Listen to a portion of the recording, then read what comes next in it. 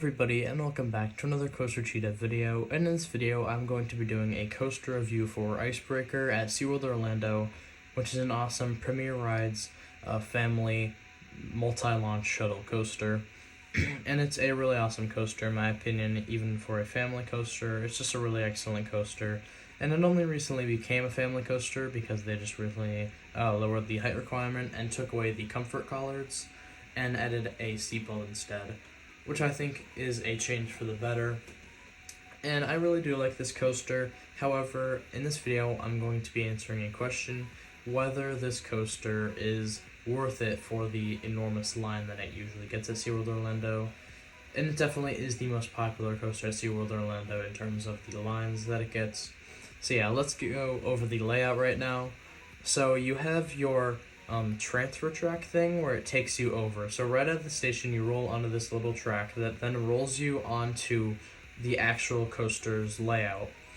And at this section, you will have a quad launch. However, it is a shuttle launch. So first, you will launch backwards and go up your step, and then you'll step up and then go a little bit up the spike, and then roll down, launch up your step up, then go up a little bit up the top hat, then go back, go all the way up the spike, then go back, and then go all the way up the top hat. Then you begin your layout beyond the launches. So right after this top hat, which by the way, the top hat and the steps up and down, as well as the spike, are all awesome. The spike is awesome for float sensations. The top hat and the step ups and downs are incredible for airtime. And the top hat in the back row is one of the strongest airtime moments in Orlando. An awesome moment right there. Then you kind of twist down and go into some small airtime hills that deliver some pretty good airtime, especially in the back. Then you will go up this large twist, almost like an overbank, kind of like a banked turn up, and then you will snap out of that and twist down to the left. Then you'll enter a wave turn, which is very unique. It's a very unique wave turn. Instead of ejecting you, it's kind of like you're already out of your seat going into this, and you're floating out of it while sideways. It's a pretty cool sensation. Definitely not as good as an RMC or Intamin wave turn. However, RMC is definitely on top for those. But this wave turn isn't bad, and it definitely fits the family theme of this ride. So after this, you'll have a few more twisted airtime hills, and then you'll enter your brake run. And this coaster's layout is it would be not good if it didn't have the quad launch. By that I mean it's the length of the layout. However, this coaster's layout is really awesome, especially for a family coaster. It's just a really good coaster in my opinion. And yeah, so now we're going to go into my likes and dislikes. First of all, the dislikes have to be the trains. Premier Rides is a great coaster company. However, their trains are definitely their biggest flaw in my opinion. They're just not comfortable to get in and out of. I'm glad that the comfort collars are gone now, but they should have just opened without comfort collars. So yeah, I'm glad that they got it figured out but Premier really needs to improve their trains. That is definitely a dislike, but the design of the train does look really cool.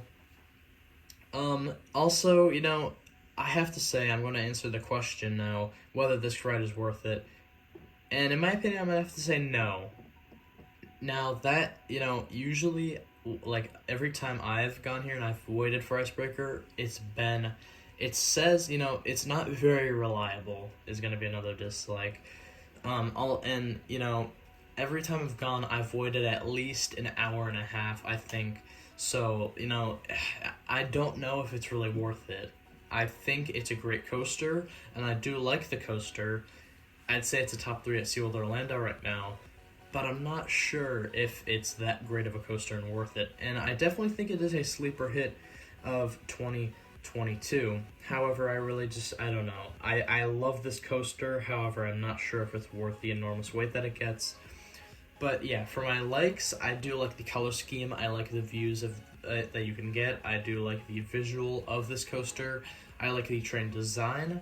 And of course, the airtime is amazing on this ride, especially for a family coaster. Also, the spike is awesome, the Beyond Vertical spike with the weightlessness. And the launches are actually pretty good for a family coaster. I was impressed. Definitely a good layout. And honestly, this is a great family coaster. Like the families seem to really enjoy this coaster at SeaWorld, and I'm glad that they've lowered the height requirement, that this can actually be a family coaster. However, honestly, I think that this will be kicked out of the top 3 at SeaWorld once Pipeline opens. But that's okay. Pipeline is not a family coaster, and this is. So yeah, I mean, I think this was a great addition to SeaWorld. They definitely needed a family coaster, not only a family coaster, but also a launch coaster. It's great that they got a quad launch coaster, plus they also checked off the box for a backwards coaster with this. So yeah, for my score, I'm going to give this coaster an 8.5 out of 10. Definitely not a bad coaster at all. However, there's definitely some flaws with it.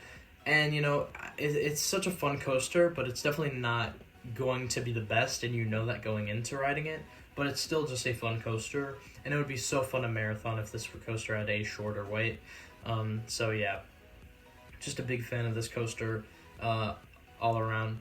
And in the comments, guys, please tell me below what you think of Icebreaker at SeaWorld Orlando. If you did enjoy it, please like and subscribe, and I hope to see you in the next video. Goodbye.